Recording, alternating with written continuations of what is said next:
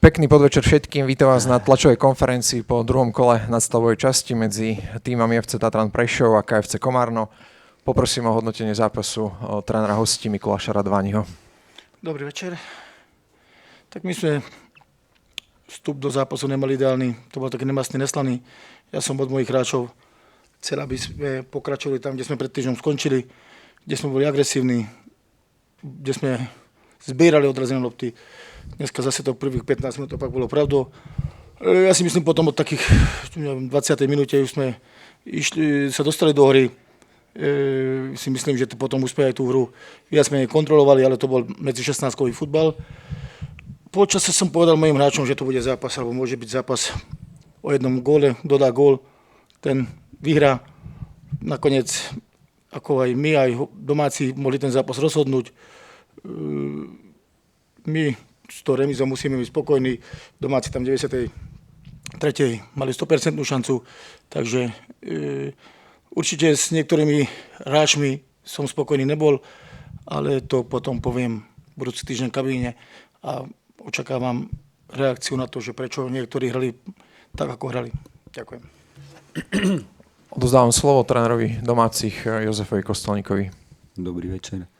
Tak my sme sklamaní, lebo sme veľmi chceli vyhrať, ale sme v situácii, aký sme a Komárno minulý týždeň vyhral doma 3-0 s Ružomberkom, takže boli vo väčšej pohode ako my a prvý polčas nastúpili iní chlapci, chceli sme ich vidieť a tam to nebolo také, ako by som si predstavoval.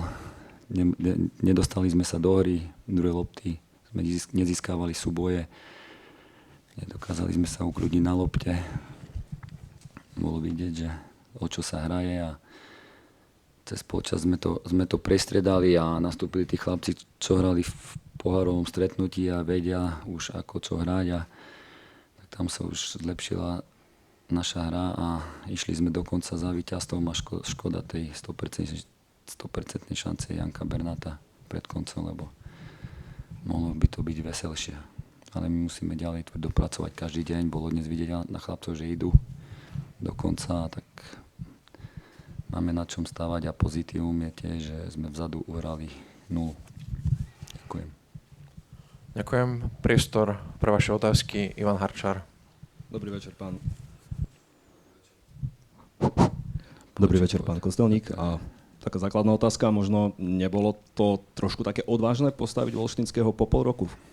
Vzhľadom k tomu, v akej situácii je momentálne Tatran. Tak odvážny je tam, je v kabine a proste sú tam ďalší chlapci a chceli sme ho vidieť. Trénoval už a Stano Olejník nemohol hrať, je vykartovaný, tak sme to skúsili s ním. A ešte možno jedna otázka, absencia Michala Sipľaka, odôvodnenie? On, myslím, že mal horúčky alebo niečo také. Teraz už bude v pohode. Dobrý podvečer, ja tiež sa spýtam domáceho trénera. Ani v druhom ligovom zápase pod vašim vedením ste nedali gól, takže je to najväčší problém Tatrana aktuálne, tá útočná fáza?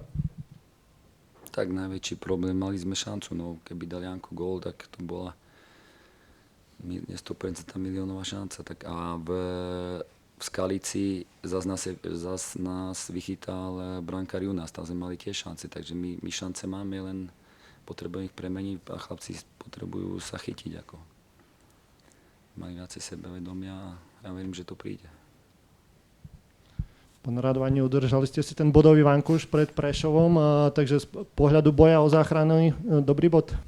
Ako som povedal, samozrejme, zvonka každý bod je dobrý a tu prakticky v tej spodnej šeske to je viac o bojovnosti ako o kráse. A aj to bolo dneska vidieť. Vedeli sme, že domáci nie sú v ľahkej situácii a chceli sme to využiť, že sú nervózni, že keď ich dostaneme pod tlak, tak tam budú robiť chyby. Ale ešte raz hovorím, tam to niečo škrípalo smerom hore a musíme si to zase dobre rozanalizovať, aby sme budúci týždeň v Skalici nastúpili úplne ináč, ako sme nastúpili dneska.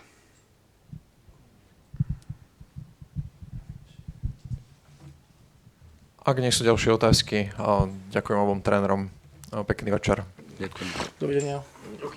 Čau.